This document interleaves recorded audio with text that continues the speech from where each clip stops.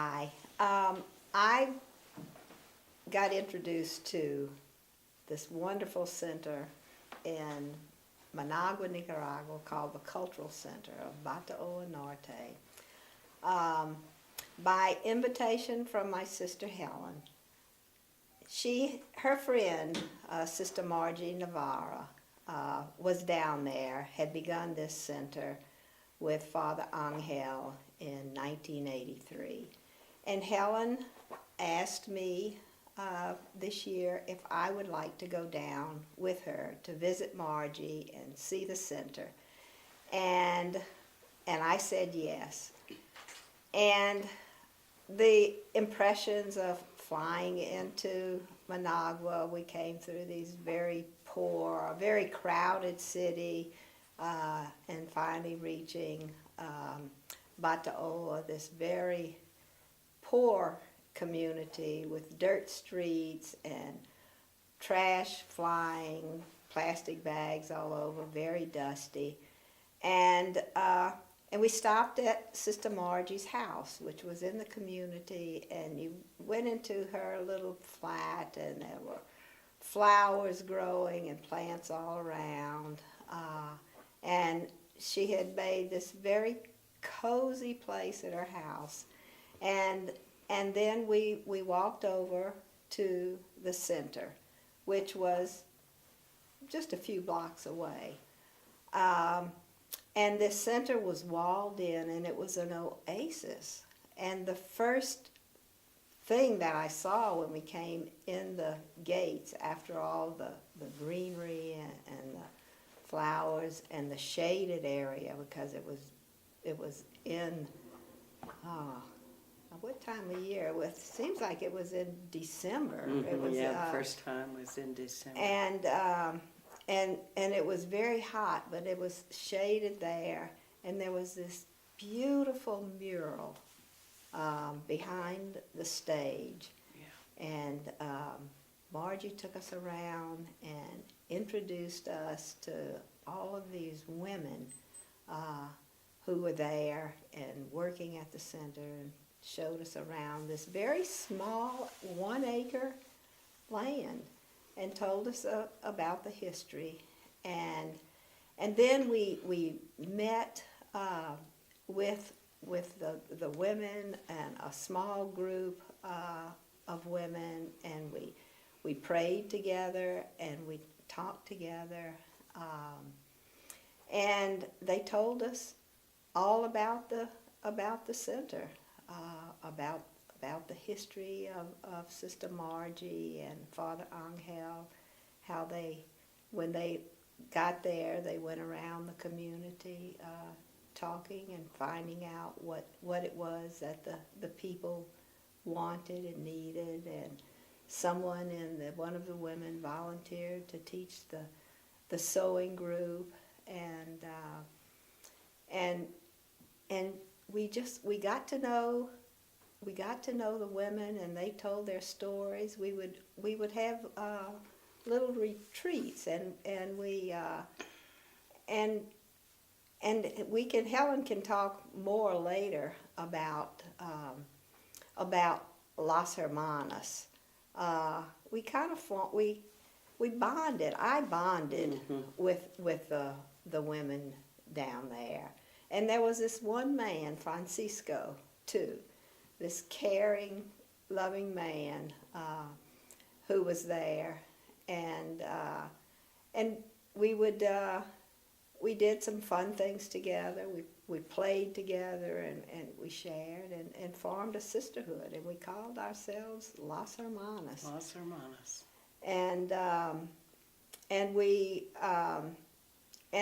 And part of what we did was to go out to the neighboring communities.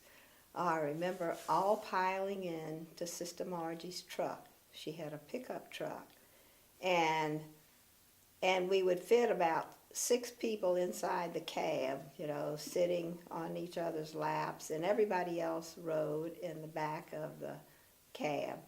And in those days, I enjoyed riding in the back of the cab, but it was it was dusty and dirty, and we would go out to these little remote villages, and Sister Margie knew the people, and the women knew the people, and we would go visit these other little public schools and bring oranges. I remember bringing oranges, and I went back every year. I've been back every year since then. The year afterwards was after Hurricane Mitch had come through, and that area was really devastated. And I can remember going in, and the people at the center, whom my first impression of them was poverty, and they found resources to share. And we visited these villages that had just been devastated and wiped out by the flood. We brought baskets. We talked to the people. I can remember having a silly hat. Oh yeah, I remember that hat. We have a picture of you in that hat. It was a corrugated cardboard hat that you could fold up, and it would be a vase, or you could open it up, and it could make two different shapes. And it could be a trash can. That's You had a right. hat that could be a trash can, which is helpful, you know. There are two different shapes of hats, and I wore this hat, and of course all the little kids were brave enough to come. The women just stared at me, but they really wanted to try on the hat too, and just having a lot of fun with the hat. You know, it created kind of an openness. And before I left, we raffled off the hat. Everybody put their name in a pot, and they drew names on the hat. And the woman who won it cut flowers in it, and kept it on her desk with the flowers in the hat. And remember too, Mary Ann, we don't know much Spanish. So I was trying to say that Mary Ann was my blood sister. So I said, mi hermana sangria. And sangria, and I still don't know what sangria means, but it did mean it's Isn't it a drink. It's a drink, an I alcoholic think I beverage. must have been saying this is my drinking sister.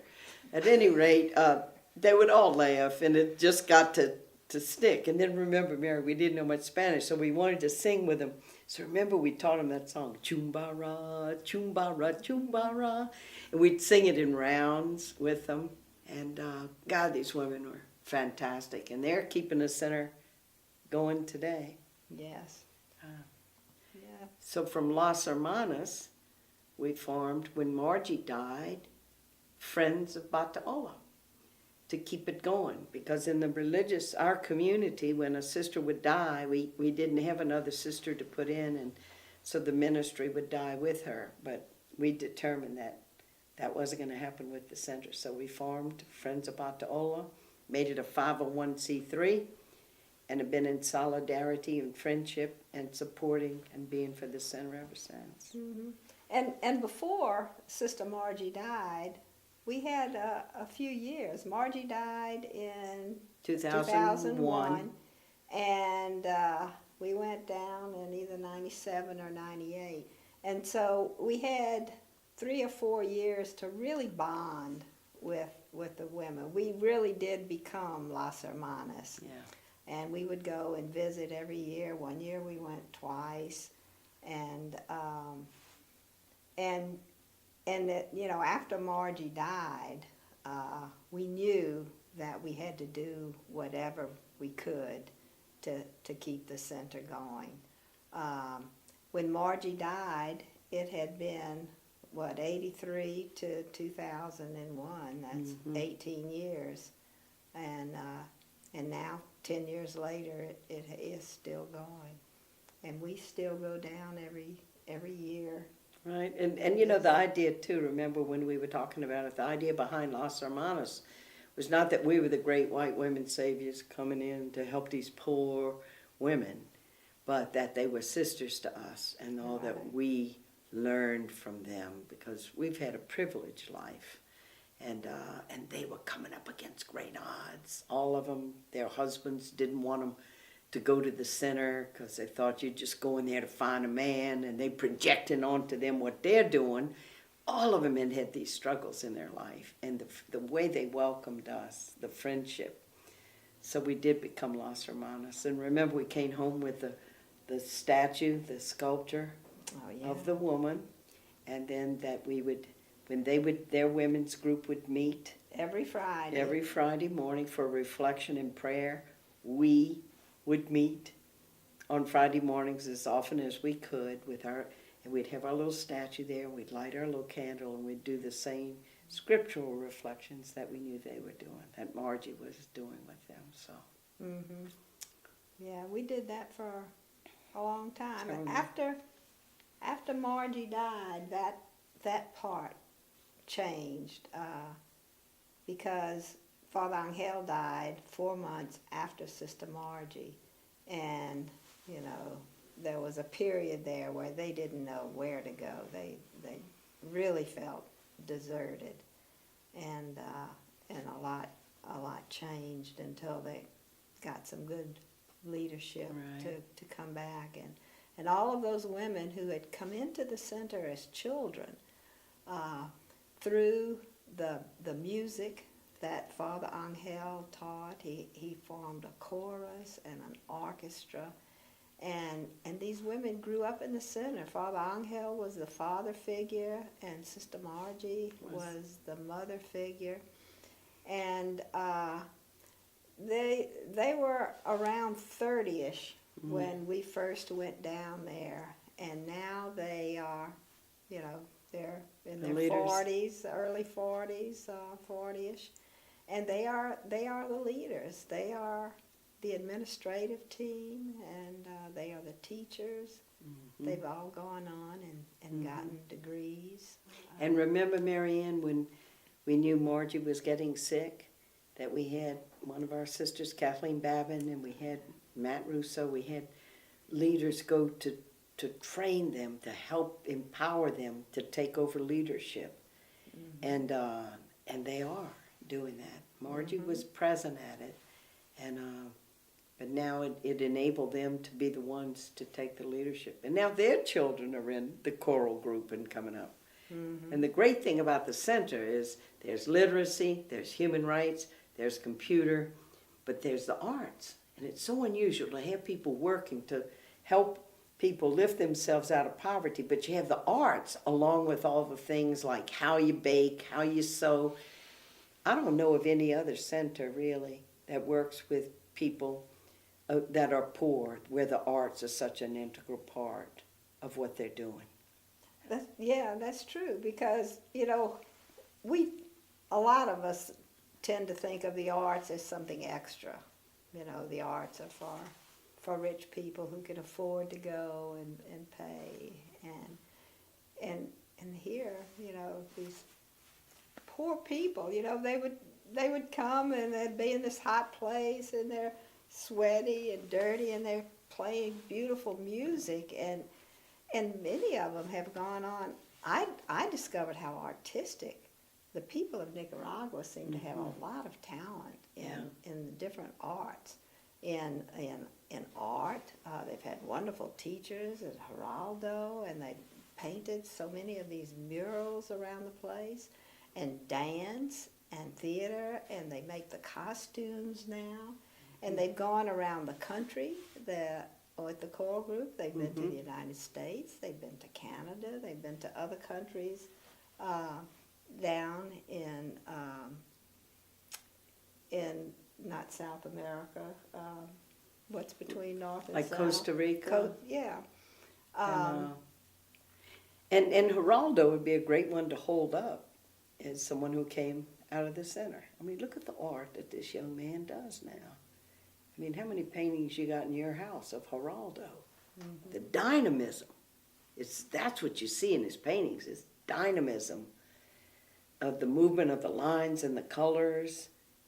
And he started out as a little kid, didn't he? Yes. What, 7 or 8 years old he was. But when we were there last, we go every year to continue this friendship and relationship with them, and we write, email back and forth. When we were there this year in March, Geraldo came over with his wife, Maria Eugenia, and their daughter. And Geraldo's wife is quite an artist herself. Was she in music or is she painting? She draws, but she excelled in quilting. Oh, wow. Someone from the States went down to teach quilting, and I think Maria Eugenia was the prize student. In fact, I talked to her. I said, if I send you the colors and a pattern, would you make one for me? Oh, man, that's great. That's good. So that the arts and the music, I always look forward to hearing the music, because anytime we're in the center, there's music. It won't always be formal, but the kids will be practicing on one instrument or another, and there's music, and there's instruments, and there's song. Dance, drama. There's life. Mm-hmm. Lots You of could be life. walking across those dusty streets and you hear Mozart. And he started, didn't he just start with the little recorders? They call it the little flautas, the little recorders. Next thing you know, they have the cello, they have the marimba. And all this was people he knew. Because Angel, when he was in Spain, he was at a rich kid's school, a Dominican school, and he taught them music. And so when he gets over to Batahola, Raphael, who's Raphael in his community, said, Angel, why don't you do music with the children here?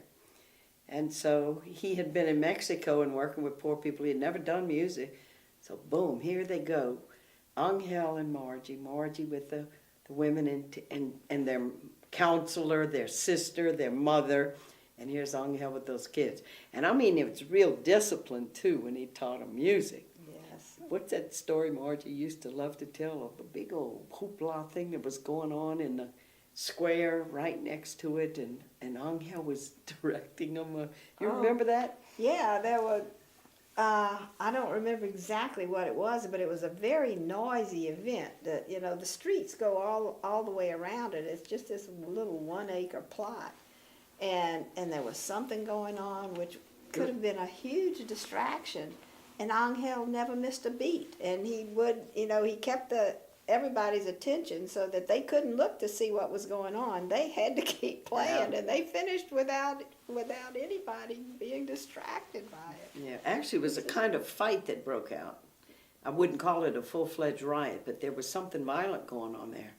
And boy, and I don't know who this was that was a kid, and he said, Angel was tough on us. We really had to follow the discipline of the music. We had to know the music. We were really, and he said, that really helped me be focused in my life, and later when I went on, it was to stay focused. And that's just such a good example of, you can have a big hoopla going on, but we are with our music now, and we're going to be focused on this music. And so.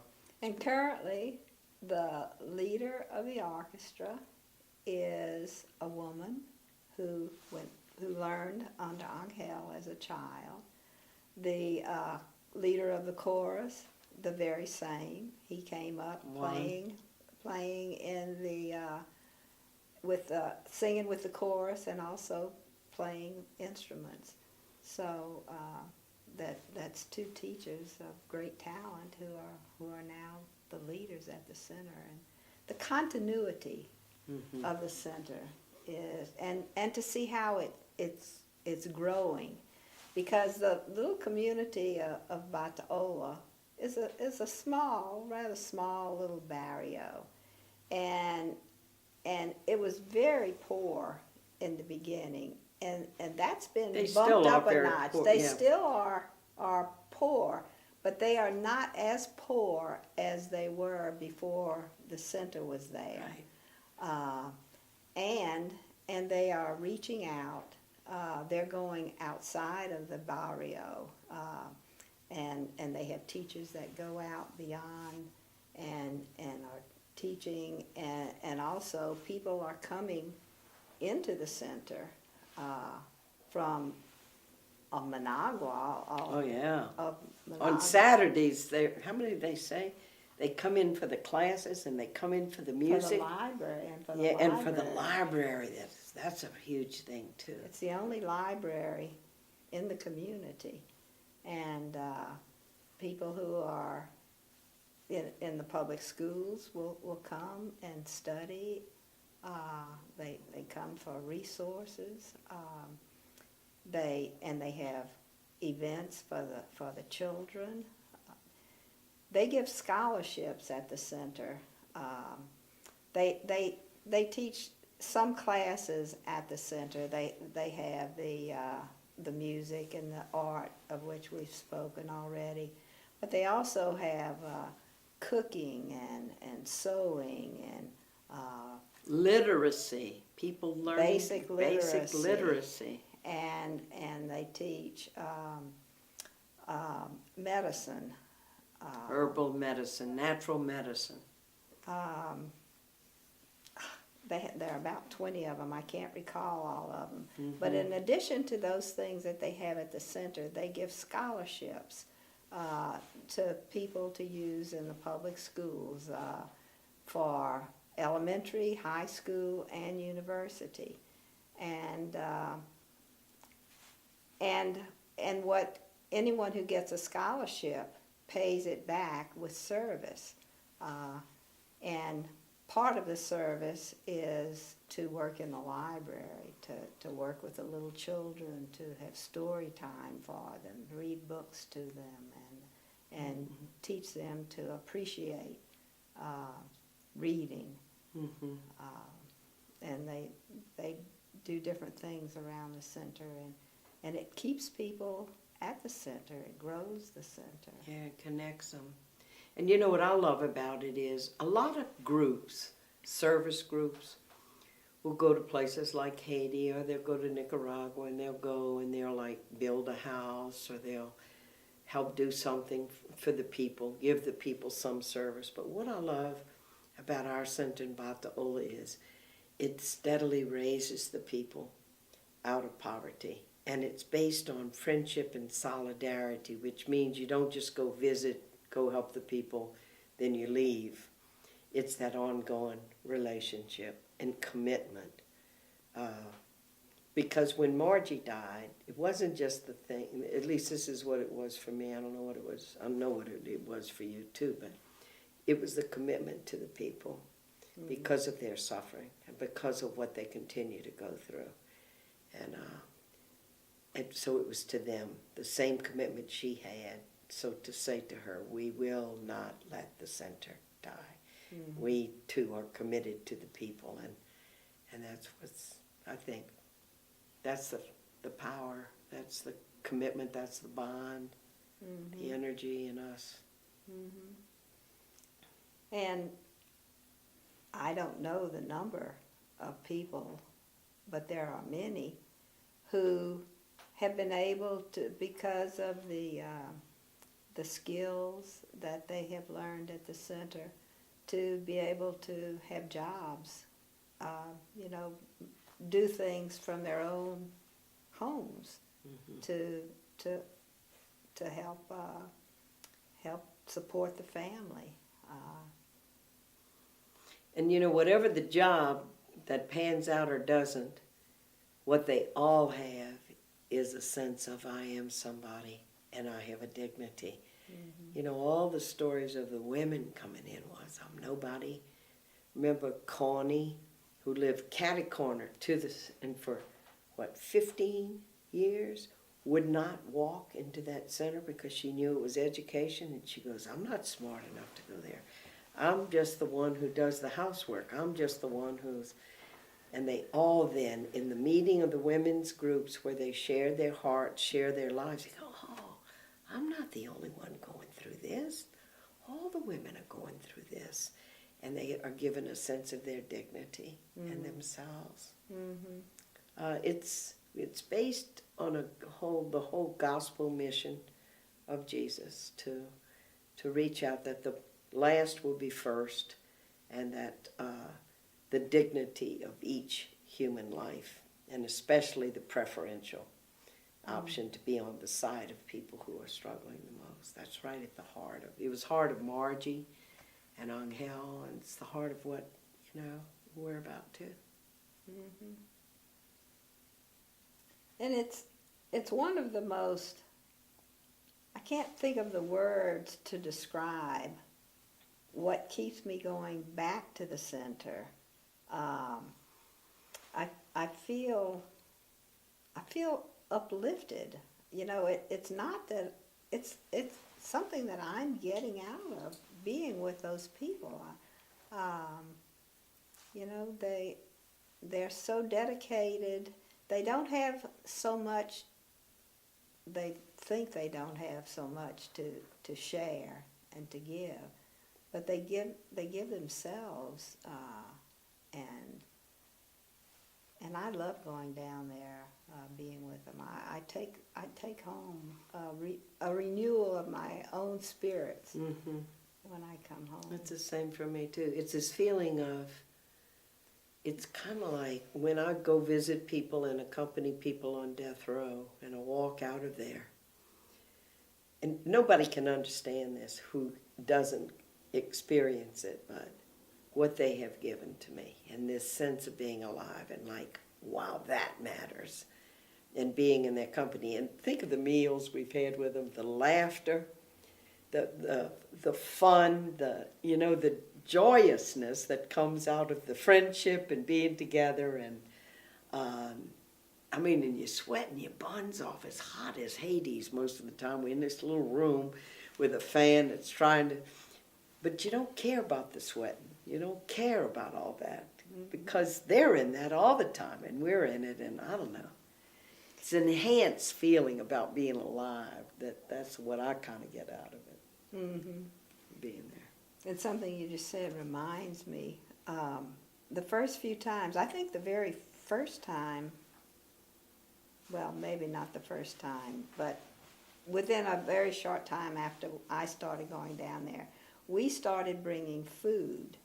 I would bring shrimp and make a big pot of gumbo. Good old Louisiana food. And we would have a Louisiana celebration one night with everybody that was on the staff, and they would even bring their kids. It would be a big party of gumbo, and then it turned into crawfish étouffée. I would bring the frozen stuff, and we would cook, and the number kept growing and growing.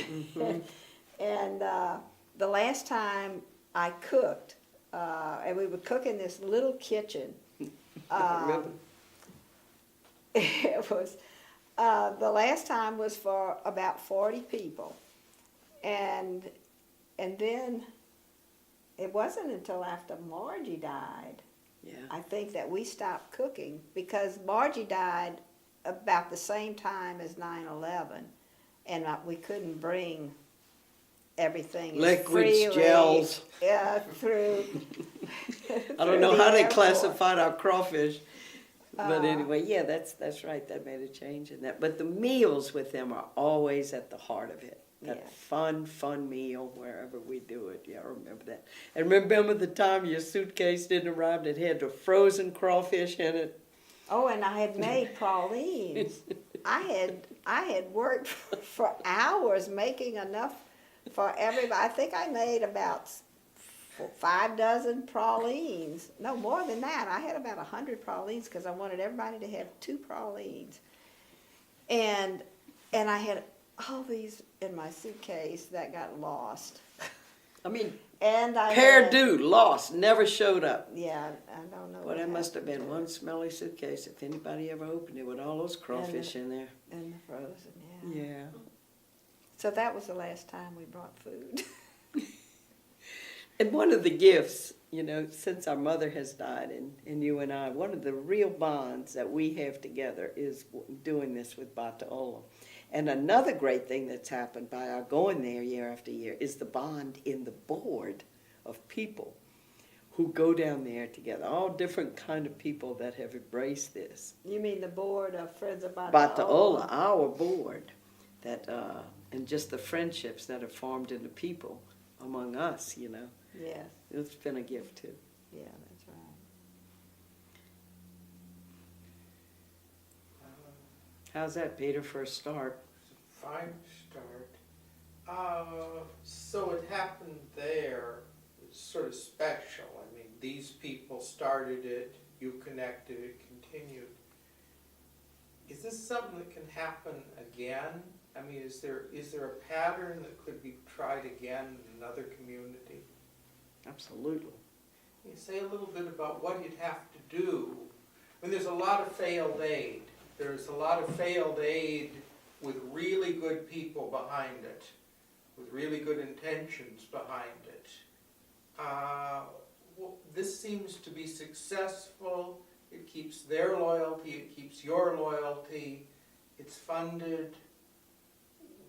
What have you learned that's important for this kind of effort? Well, I'll say right off, I think the heart of it, of why Friends of Batahola is not like a lot of AIDS projects that fail, is it's based on the dignity of the people and the humility that has to be in North Americans that are part of this. Because a lot of it can be based on, are we going to go help those poor Nicaraguans? We're going to come in, we're going to build their house, or we're going to bring whatever for them. Margie was there among the people as their sister and their servant. And she came in after the revolution had succeeded in '79. She was a gringo living in that neighborhood, and it took 3 years before a woman trusted her to come to her and said, Sister Margie, would you teach me how to sew? And so that humility, North Americans, we need to understand our place and our role with the people. I also think it means understanding the role our country has made in keeping Nicaragua poor, in the whole thing of the Somoza regime and in the corruption that's there now. Understanding, you got to know the history, got to know what's behind this. And the commitment is just, we're part of North America that was part of their oppression for many, many years, and now we have a chance to get it right and to serve the people and to enable the people to serve each other. I think that at heart, it has to be the commitment and compassion and feeling with the people. Because if you're not friends with the people and see the suffering and begin to understand the systemic thing that causes it, I think you fall off after a while. If you're just doing to be a do-gooder, you fall off. Over time, you can't sustain it. Over the distance, can't sustain it. If all we ever did was just write checks, couldn't do it. I think one of the important things that you said is doing it with the people. The need has to be a need that comes from the people. It can't be something that we say, oh, I think you need this. This is something that would really help y'all, you know, and you need this, and I'll send money, like you said, and then the money's gone, but it doesn't do anything for their real expressed needs. And I think that's why a lot of good, well-intentioned people from North America go down and want to help people, and it's short-lived. It's because the basic need for the dignity to be expressed, for their own self-worth, to be able to show them how, how they can fulfill their own expressed need. Yeah, and it's that the needs are so great, and they don't complain. They're working so hard, like the administrative team is working so hard. 14, 16 hours a day, some of them. And we know we need to get more for them. We know we need to pay the teachers more. We know we need, but it always puts you under, look at the need. Look how hard they're working. Look how they never complain. And it keeps you in this. Always the need is greater than what it is that we can do. But boy, it keeps you creative and energetic to continue to be, and like the development of volunteers, of young women going there for 2 years. And for them to have the right understanding of what they're going for and so forth. And then to work in harmony with them. And It's to make the journey with the people. It's to work with and not for. right. And we're not part of a government agency. No. I mean, we're not a part of any official group. And the heart of it is that we're friends with them. And we understand the history.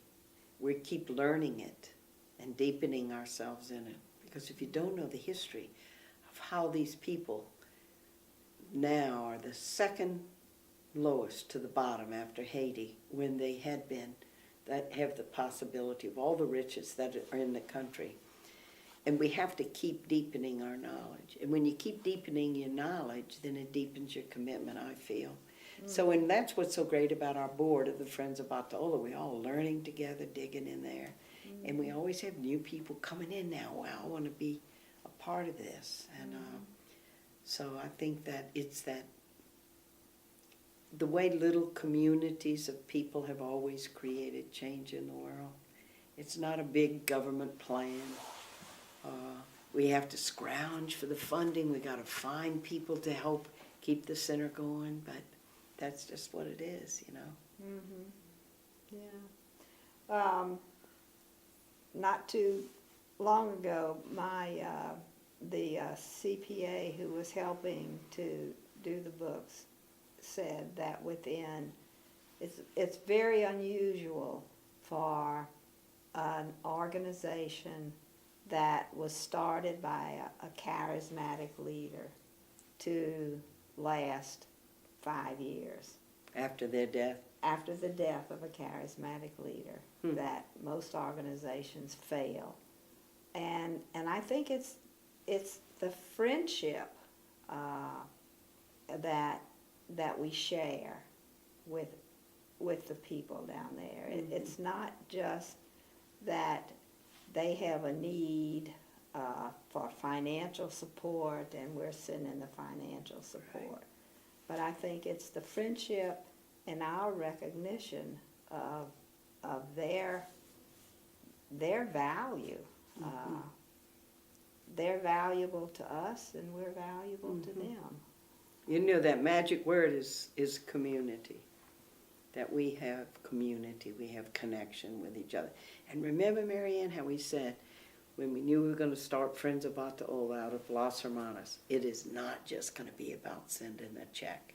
It has never been about that. We know they have all kind of needs, but that it was going to be based on solidarity and friendship. That was going to be the heart of it. And that gives you life when you connect it in friendship to people. If you're doing something for people, that is not sustaining, but friendship is. And that's a commitment that's hard to make.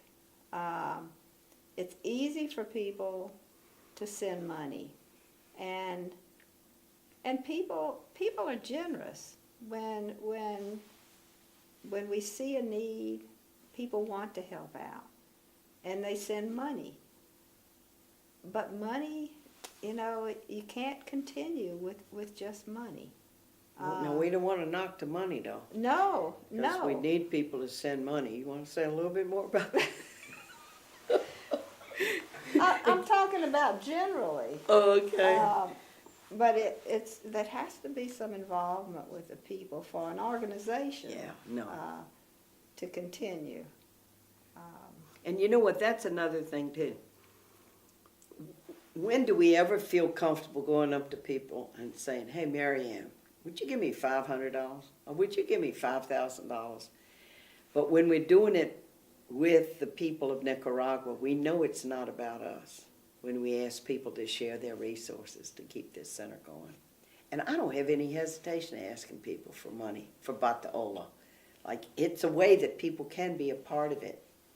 You know, Joseph Campbell in The Power of Myth, remember he did The Power of Myth, he defined money as congealed energy. So if your way of giving you a little congealed energy is to help out at the center, you know, and sometimes that's the only way. We always want to invite people deeper to come with us now on the visit too. But anyway, that's just a part of it. Yeah. And it does take more and more money because the center is growing.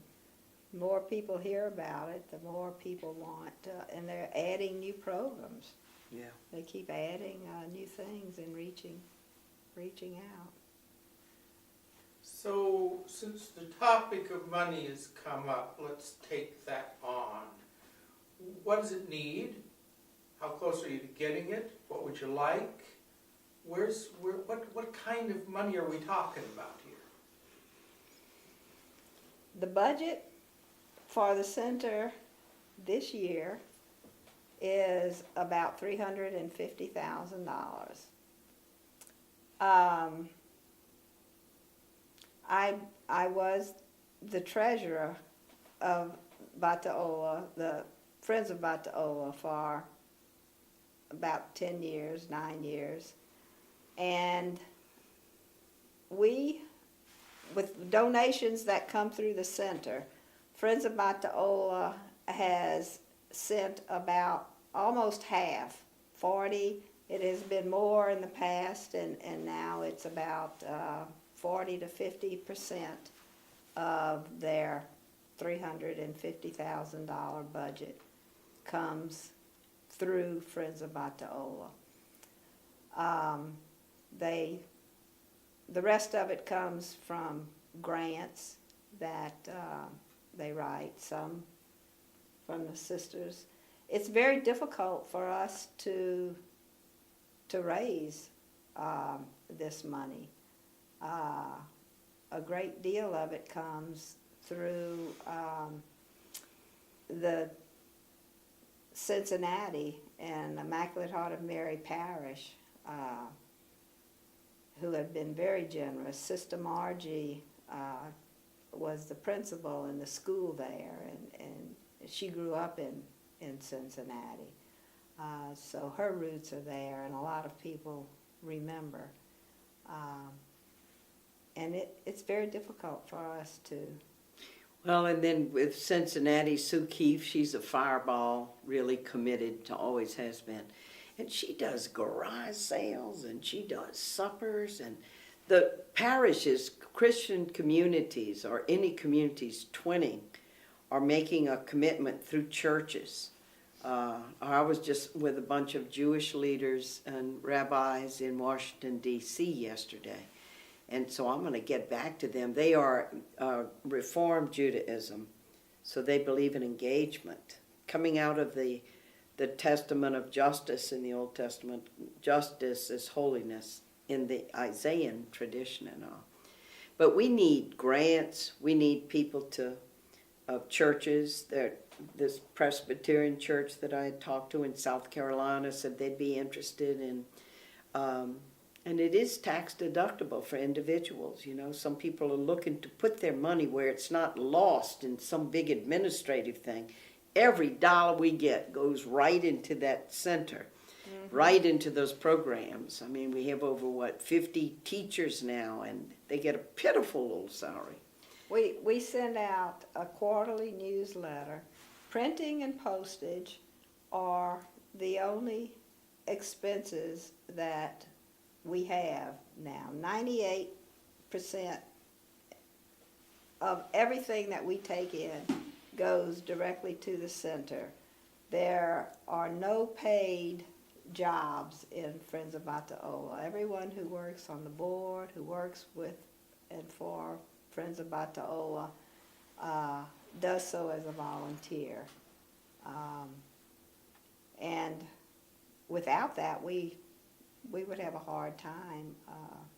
Yeah, it's probably Sending all why the we've money. lasted so long too, because it comes out of people's commitment and not because we're paid.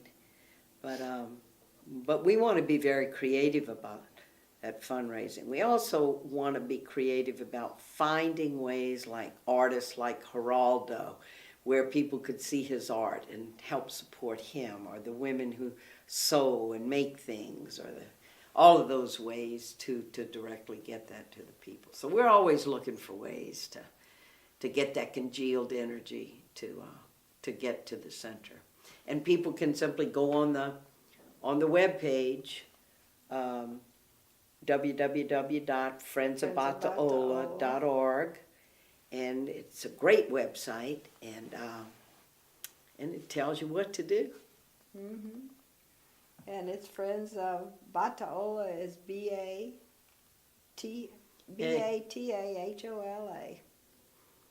Friendsofbatahola.org. So we're talking about money, that congealed energy, but suppose somebody wants to send some slightly less congealed energy, wants to get involved in a more personal way than writing a check. What are the options? Meeting the people, and this is very special. Going to Nicaragua, not necessarily to give people, because we don't know enough when we first go, to meet the people. So it's more like an immersion experience of going and visiting. So we have a group now that goes every year, goes with a woman, Sue Keefe, who works in Cincinnati, very committed to the center, and who prepares you before you go. You're reading about Nicaragua, getting some background information, you're going with a group of people. And it is the meeting of the people that is where our hearts really are changed. So that would be one of the things that people can do, to go and to meet people in one of these immersion projects. And work with the people. Yeah, because you'll be there, and yeah. There's usually some project that they work with a group of people down there, and it's young people. Yeah. And how long do these last, these immersion things? She goes for A week. A week. A week, and a week is plenty. And so you're taking in so much in terms of a culture, different people, taking in the history even. And then another level where you don't just send the check, but where you companion or where you sponsor an actual child that you'll have a relationship with to help them through school is another dimension, where people don't necessarily go first to meet the people, but you sponsor a child and accompany them. And there is communication between you and that child, because that child then will write to you. You have a picture of who that child is. And all of this is very personal and selected, and so that there's a real matching of people then with one of the students there. Mm-hmm. And it can be a young elementary student, elementary grade. It can be someone in secondary school, or it can be someone on a university level. Sponsorship to help them to finish that level of schooling. Yeah, I mean, when you think of the teachers and staff and people that we have at the center, these are young people who went all the way through and had studied human rights. A number of them studied law. Mm-hmm. A number of them studied natural medicine. So anyway, and so that's a real concrete, personal way to identify with one person and to really accompany them, and that is wonderful too. Then the deepest commitment would be, we're looking for young people willing to go for 2 years. But you need special qualifications there, and that is you got to know the language. You gotta know the language. It has to be working Spanish. Otherwise, you're gonna go down there and you're gonna be a burden to people. They're gonna have to be translating for you, and you're just an extra burden. They got enough to deal with just with all they're trying to handle. So you really gotta know the language. Gotta go with the whole spirit and intention of going to serve, to learn from the people, and only, you know, Marianne, you were talking about this a little earlier when we were talking about the need that the people have. Just say a little bit about that and what you were saying about you go. Okay, well, and even before I say that, there's an application process because there is room at the center. The center can accommodate 2 volunteers at a time who live together in a small Little house in the neighborhood. house right in the neighborhood, and they work where the center expresses a need for them to work. They work with the women in the community. They can reach out beyond. One of the things that they do is teach English as a second language. And they've been working on, the 2 volunteers that are there now have been working with this violence in family violence and how to end or at least teach the people about the violence and show them other ways to work out problems other than the use of violence. Yeah, well, it's a big thing in machismo in Latin America to understand the dynamics that are in the family and gender violence. So the women to understand who they are and their rights, and for the young men to understand too. And so working with young people, and that has been a big project that has been going on that the volunteers have been involved with. It's very important. Mm-hmm. And we have been learning about what the volunteers do. Friends of Batahola first sent 2 volunteers down, and they had to kind of find their way about where their place was at the center. And after 4 years now, we have learned that they work with the center. You know, the people at the center, the leadership team, there's great need for the volunteers to be with the people, and they can move out. And it has to be in areas that come from the center. They have to be willing to work wherever they're needed. Right. And we presently have a young woman, Amanda, who is just finishing her 2nd year as volunteer, and she wanted to stay on. And so now she's going to work with volunteers that come, help orient them. And volunteers, you don't just go and say, well, I'm going to give them myself and the need for the people for 2 years. I mean, you know, you deal with homesickness, you're in another culture, and because they now have their sea legs under them, because they've had experience about who are the young people all throughout Managua to meet and to have friendships with, because you develop your own personal life. It isn't just one of going to serve the people.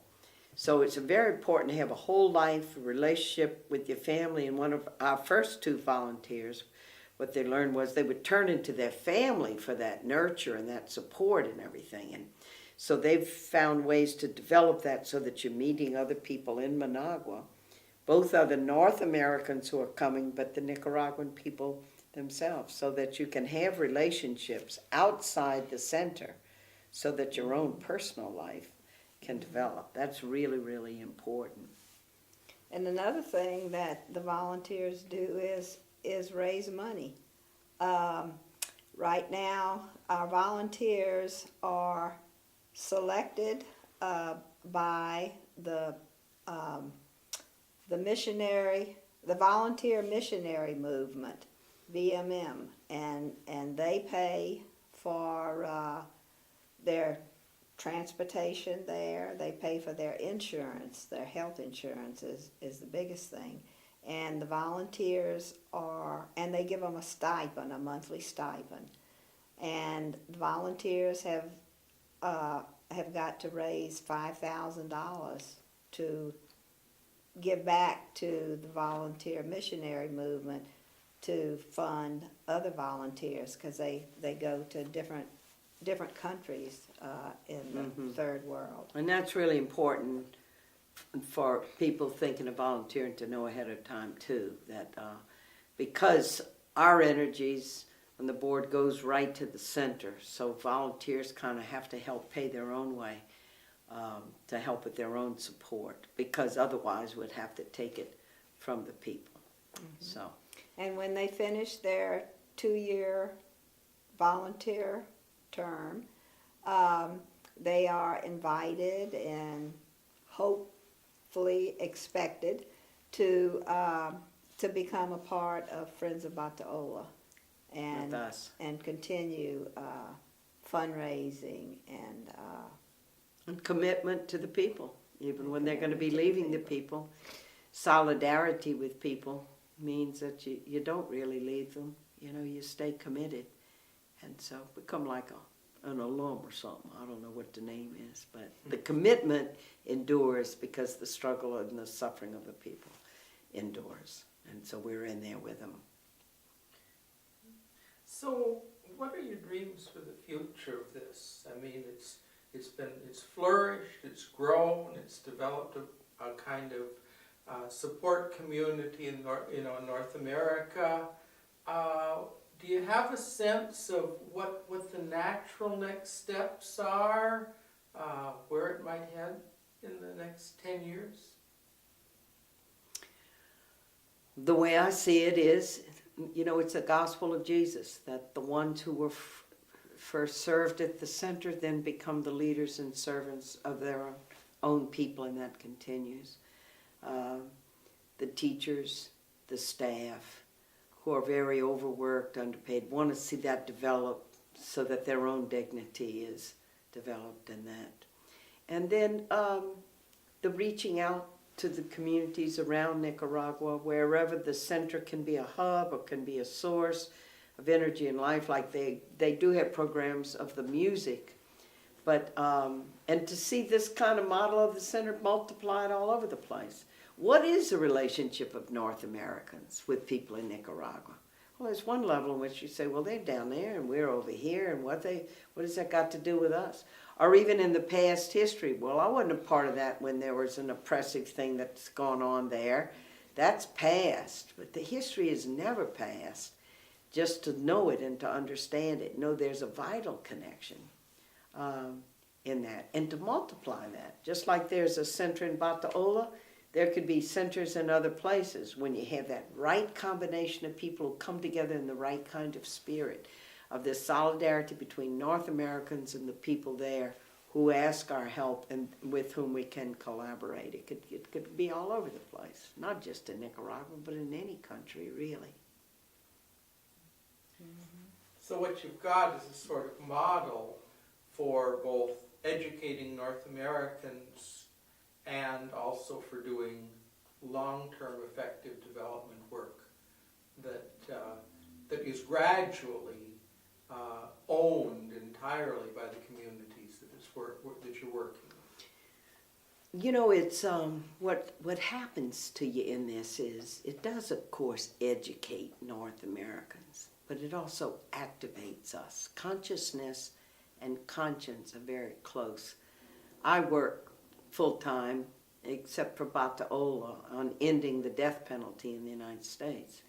And I found that when people's consciousness gets awakened about something, where people are being oppressed or it's against human rights or something's wrong, conscience, which leads to action, which leads to community. So the irony is that North Americans are like saving our own souls by getting involved in this, if that's not overstating it too much. But I mean by that, we need to be in service. We who are so privileged, who have been given so much, we need to be in service of those who have no voice and who are struggling against great odds. It's a part of our own becoming who we need to be. If you have the religious orientation and faith and you do it as a Christian, or you just get it about human rights and the dignity of all people. So it's not, it has to be specifically an explicit faith connection, but the human rights has got to be there. And that I'm connected to people around this globe. We do not live independently of each other. And when we awaken enough to know that our souls get wider, that I want to be part of a wider community than just the little community that I live in.